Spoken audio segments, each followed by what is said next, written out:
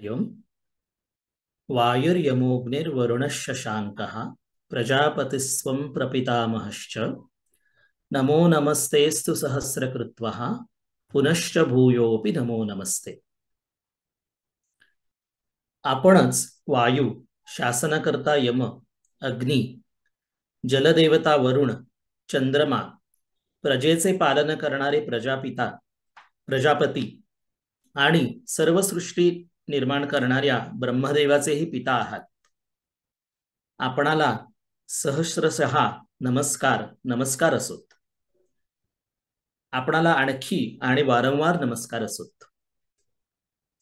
श्रीमद भगवद्गीतेच्या सारस्वरूप असलेल्या नित्यपाठातल्या शेवटच्या भागातील हा श्लोक आहे आणि गीतेच्या 11व्या अध्यायात विश्वरूपाचं दर्शन झाल्यानंतर भीती, आश्चर्य या सर्व भावना व्यक्त करून झाल्यावर भक्तिभावाने अर्जुन अनादी अनंत अशा ईश्वर स्वरूपाचं वर्णन करू लागतो। त्या श्लोकमालिकेतला हा एक महत्वाचा श्लोक आहे। आकाशाला जाऊन भिडलेले अनेक बाहू, अनेक तोंड, अनेक हात, अनेक पाय असं विकराळ रूप अर्जुनाने भगवंतांनी दिलेल्या दिव्य अशा चक्षुंनी पाहिलं। आपल्या समोर युद्धाला उभे असलेले सर्व योद्धे या विकराळ रूपामध्ये जाऊन नाश पावत आहेत हेही त्यांनी पाहिलं। हे पाहून अर्जुनाला खूप भीती वाटली। त्या भीतीने त्याने त्या उग्र रूपाला नमस्कार केला आणि विचारलं, आपण कोण आहात? त्यावर भगवंतांनी, मी लोकांना नष्ट करण्यासाठी प्रवृत्त झालेला महाकाल आहे। भीष्म, द्रोण, इतर सर्व योद्धे माझ्याकडून मारले गेले आहेत। तू फक्त निमित्त मात्र हो आणि युद्ध कर, असं अर्जुनाला सांगितलं। कोणतीही भावना जेव्हा बराच काळ आपण सतत अनुभवत असतो तेव्हा त्याचा इम्पॅक्ट हळूहळू कमी व्हायला लागतो। जसे की एक गुलाबजाम खाल्ला तर आपल्याला खूप छान वाटतं, आनंद होतो, पण तेवढाच आनंद सलग 10वा गुलाबजाम खाल्ल्यावर होत नाही। आता पुरे असं वाटायला लागतं। त्याचप्रमाणे अर्जुनाचं भय हळूहळू कमी झालं आणि अनादी अनंत अशा रूपाबद्दल पूज्यभाव त्याच्या मनामध्ये निर्माण झाला। आपण जे पाहिलं ते अवर्णनीय आहे असंही त्याला वाटत होतं, पण या रूपाचं वर्णन न करताही त्याला राहवलं नाही आणि प्रेमानंदाने तो नुसता तुला नमस्कार असो नमस्कार असो असा घोष का करू लागला हे मला समजत नाही। अशा सुंदर शब्दांनी, खूप सुंदर ओव्यांमधून ज्ञानेश्वर महाराजांनी त्याचं वर्णन केलं आहे। जी काय तू एक नवसी, कवणे ठाई नससी, हे असो जैसा आहासी तैसिया नमो। वायू तू श्री अनंता, यम तू नियमिता, प्राणिगणी वसता अग्नि तो तू, वरुण तू सोम, स्रष्टा तू ब्रह्म, पितामहाचा परम आद्य जनक तू। आणिकही जे जे काही रूप आथी अथवा नाही, तया नमो तुझ तैसयाही श्री जगन्नाथा।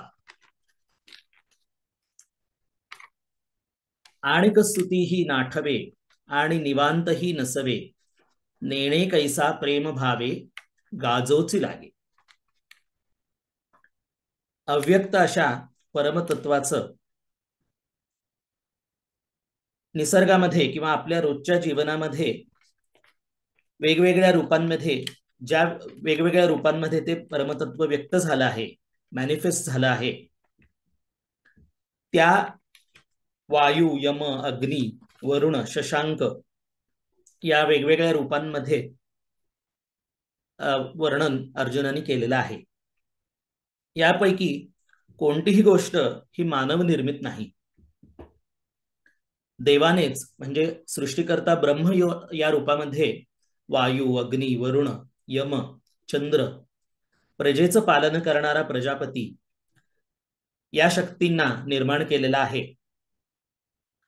अशा ब्रह्मदेवाचाही तू पिता आहेस असं सांगून भगवंत हे परम असं सर्वोच्च तत्व आहे असं इथे व्यक्त केलेलं आहे.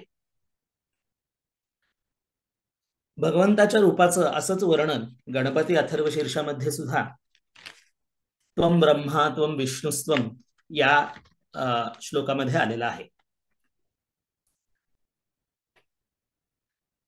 नमो नमस्तेस्तु सहस्रकृत्वः पुनश्च भूयोपि नमो नमस्ते. सहस्र म्हणजे 1000 वेळेला अर्जुन नमन करत आहे आणि ते झाल्यावर सुद्धा तो पुन्हा पुन्हा नमस्कार करत आहे. याचं कारण सांगताना स्वामी रामसुखदास म्हणतात की समर्पण भावनेनं अर्जुन इथं नमन करत आहे. पूजनीय श्री पांडुरंग शास्त्री आठवले म्हणतात, माणसं जेव्हा नमस्कार करतात तेव्हा त्यांच्या सर्वांच्या मनात सारखेच भाव नसतात. भगवंत महान आहे आणि मी सामान्य आहे अशा भावनेने नमन केले तर ते दीनभावाने केलेलं नमन आहे. भगवंतच महान आहे आणि आम्ही त्याच्यापर्यंत पोहोचू शकत नाही. तुझ्या पायातल्या धुळीच्याही लायकीचे आम्ही नाही अशा भावनेने जर नमन केलं तर ते हीन भावाने केलेलं नमन होतं.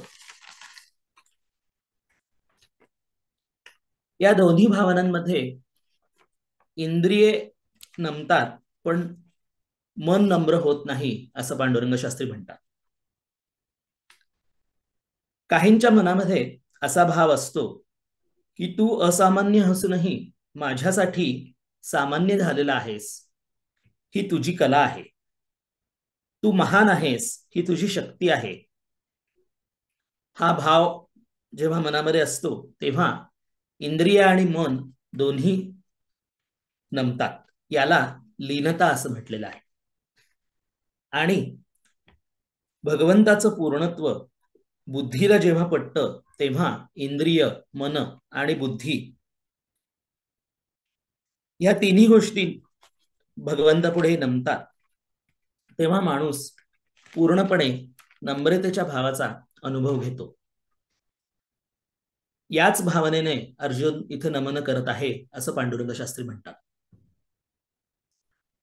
दुसऱ्या अध्यायामध्ये प्रियजनांशी युद्ध करून त्यांना मला मारावं लागणार आहे या विचाराने व्याकुळ झालेला, ग्रासलेला अर्जुन दीनभावनेने शिष्य म्हणून भगवंतांना शरण जातो.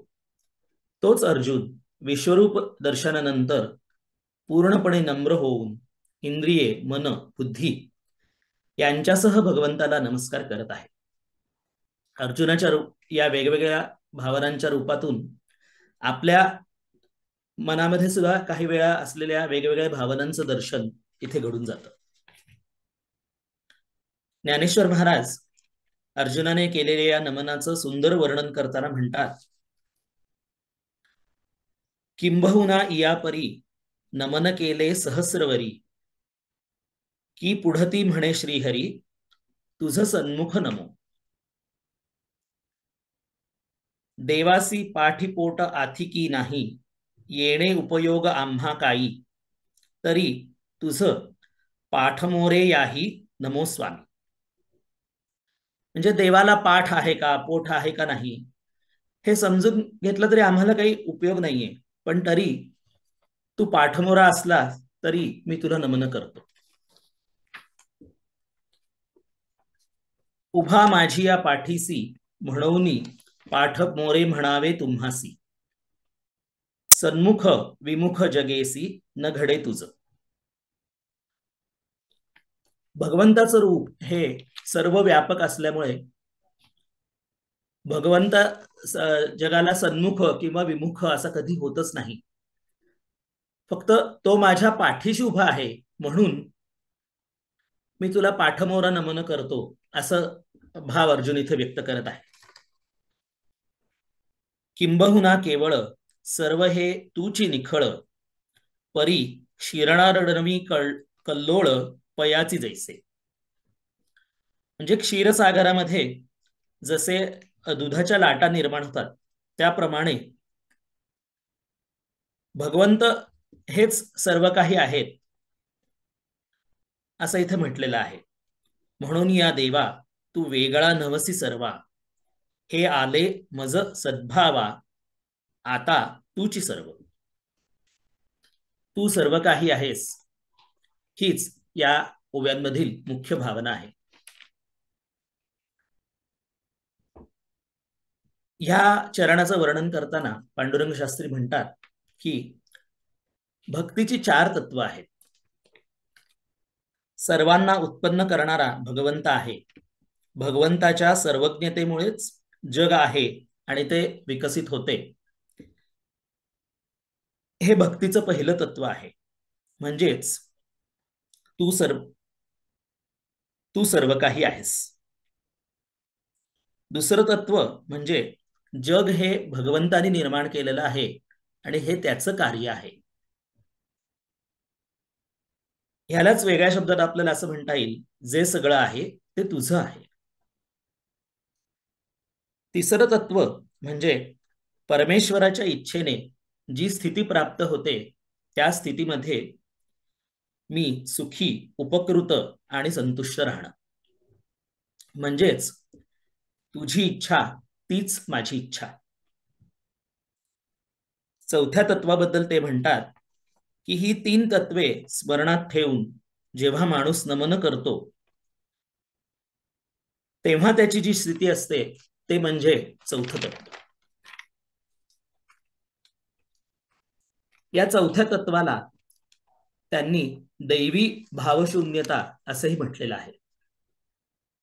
अर्जुनाचं वारंवार होणारं नमन हे या भूमिकेतून आहे. आपल्या प्रत्येकाची अशी भूमिका विकसित होत जावी म्हणून रोज भगवंताकडे तू सर्व काही आहेस, जे सगळं आहे ते सगळं तुझं आहे, तुझी इच्छा तीच माझी इच्छा, अशी प्रार्थना आपण करावी असं स्वामींनी आपल्याला सांगितलं आहे. ही प्रार्थना आपल्याकडून नित्य घडावी ही स्वामींच्या चरणी प्रार्थना. हरिओम.